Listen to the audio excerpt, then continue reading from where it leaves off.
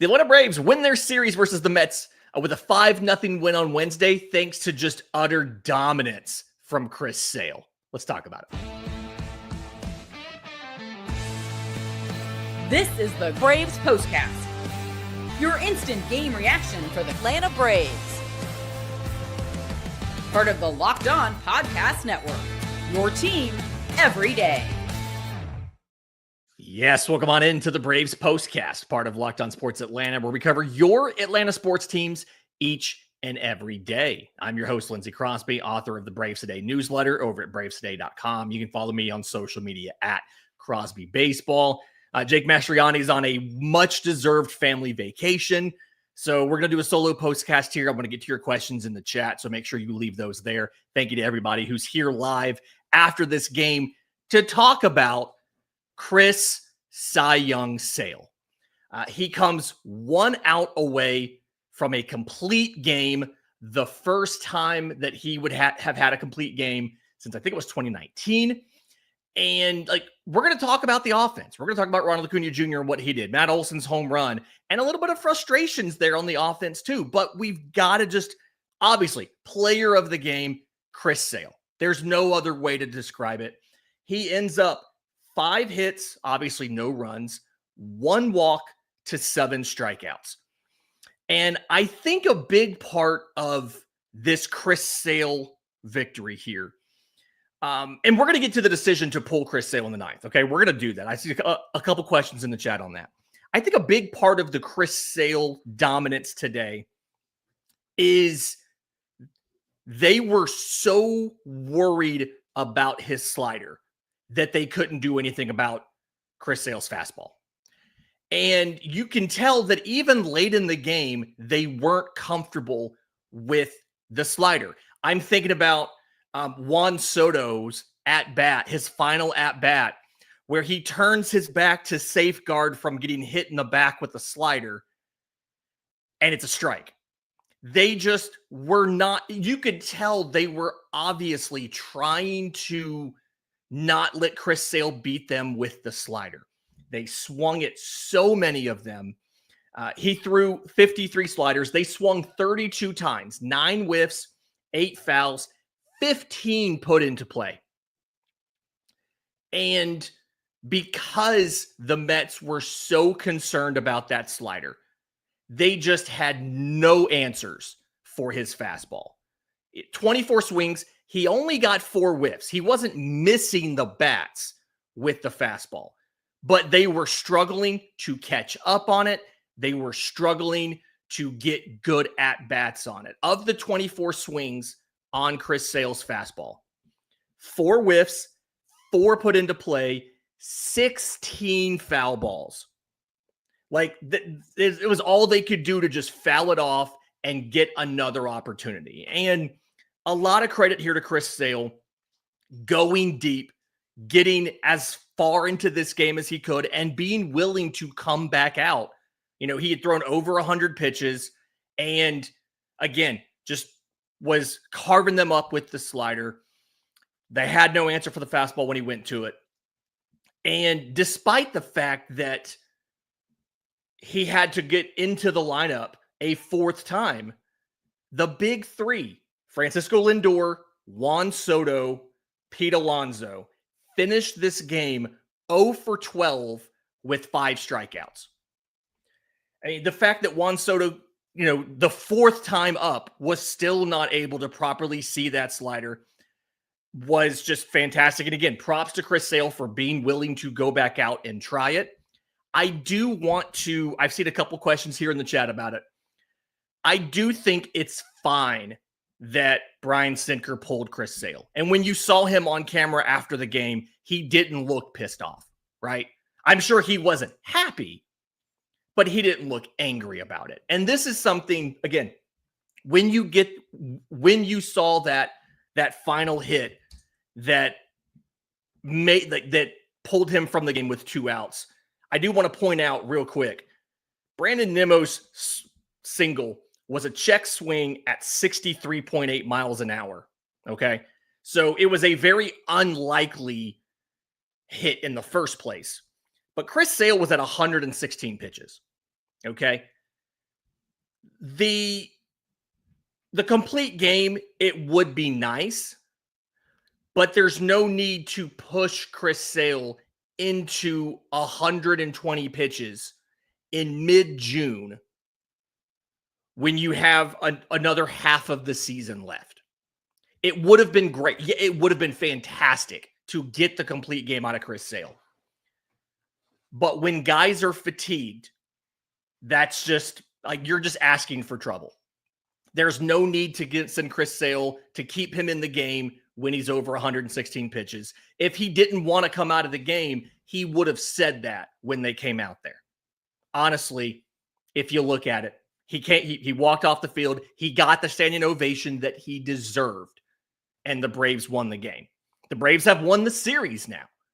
Jake and I talked about this leading into this Mets series about how they won game one. You feel really good about Chris Sale in game two, and then now that you won the series, you have the possibility of a sweep. It's not guaranteed, obviously, but there's a chance. So in just a second, let's talk about the offense, the good, the bad. Let's talk about Luis Torrens having the worst game of his life, I'm guessing. We'll do all of that next, right here on the Braves Postcast.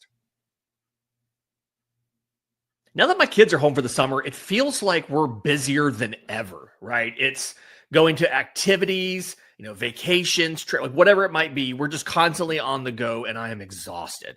And that is why I love that one of our new sponsors is Trade Coffee. Trade is the #1 coffee destination in the U.S. They deliver fresh, incredible coffee from over 50 of the country's top roasters.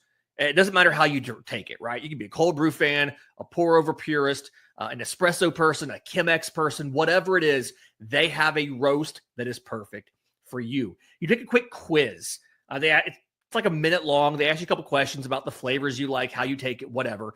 And then from there, they choose a bag from one of their roasters to send you. I did the quiz. They nailed it first try. If they don't nail it, no worries. They will replace it for free until they get it right.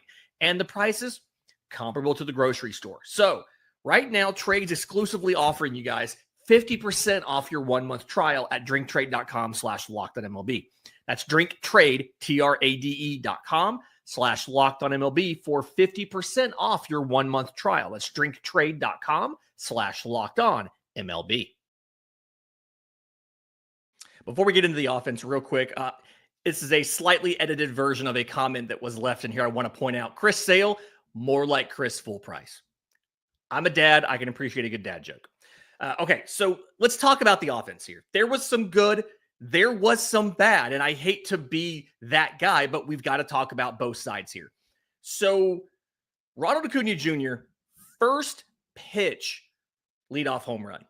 I mean, I know that, one, I don't understand why you would ever throw him a first pitch ball in the zone. It doesn't make a lot of sense to me. Never mind. This was one of those get me over. It was a sinker, center cut, and he just launched it. 106 miles an hour off the bat, 419 feet to center field. Ronald right now is hitting 390 with a 1.215 OPS. He has 8 home runs in less than 100 at-bats. Somebody in the chat asks, is it too early to call him an MVP candidate? I haven't gone to look to see what's the lowest number of at-bats a guy has put up to win the MVP. There is no rule that says he can't be on the ballot. I just don't know, will he have time for the counting stats compared to a lot of other guys who have been playing all season, right? But Ronald was absolutely fantastic. We did see Matt Olson hit another home run late. He hit a solo shot in the 7th. And Atlanta did end up with 3 runs in that first inning. And it was a little bit nerve-wracking there. Alex Verdugo had a single behind Juan Soto. Single to Juan Soto behind Ronald. Austin Riley walked. And then Matt Olson grounded out, moved those runners to second and third. And then defensive error by Luis Torrens. Not the first time this has happened. Torrens went to grab the ball and he used his mask. This used to be called a catcher's balk. They actually ruled it an E2, but either way, the rule is if you take the mask off, you can't use the mask you can't touch the ball with the mask. Everybody automatically gets a free base, so they got to run there. And then Marcell Ozuna hit a sac fly to bring in Austin Riley. Atlanta, in this game, they scored 5 runs. They didn't have a single actual hit with a runner in scoring position. They went 0 for 6 with runners in scoring position. And you saw a couple times how frustrating this offense can be. The second inning is a great microcosm of some of the issues with this offense that we do still see. Ozzie Albies leadoff triple. I never expected Ozzie Albies to have both a triple and a double in this game. But Ozzie Albies leadoff triple, Michael Harris pops out. And it was one of those Michael Harris at-bats. 5 pitches, one of them was even remotely touching the zone. And it was the 1-2 cutter that he popped out on. Nick Allen lined out. I actually didn't think Nick Allen's at-bat was a bad at-bat, right? He did a good job of laying off the pitches out of the zone. He fouled off some stuff in the zone. He shot a liner to second base. I didn't think it was a terrible at-bat, but it was still an out. And then after Ronald Acuna Jr. walks, Alex Verdugo grounds out on a he swung. He had to swing. He had 2 strikes, but it was a slider dotted on the outside corner, and he just weakly rolled it to first base. And so it's a thing here where you had a leadoff triple, and then nobody scored off of this. It reminds me of last night, how you had bases loaded, no outs, and in the 8th inning, and you almost didn't get anything out of it if not for Marcell Ozuna's 3-run double. And so, Allen did some good stuff today. He got on base twice. He didn't have a hit. Michael Harris went 0 for 4. And Alex Verdugo went 1 for 4, and it was just that one first inning single. That second inning is a microcosm of the problems you still have right here, right? Is they didn't have to pitch to Ronald. 5 pitch at bat. None of those pitches were in the strike zone. The second pitch was close enough to the bottom of the zone that Ronald was able to swing at it, and he fouled it off. But it's the thing where it's and I think Keith here in the chat put it a great way. You're bracketing your best hitter with 3 players who have OPSs in the 500s. Technically, that's a little understating that. Michael Harris is at 600. Verdugo's at 632. But the point remains. You have 3 hitters around Ronald Acuna Jr.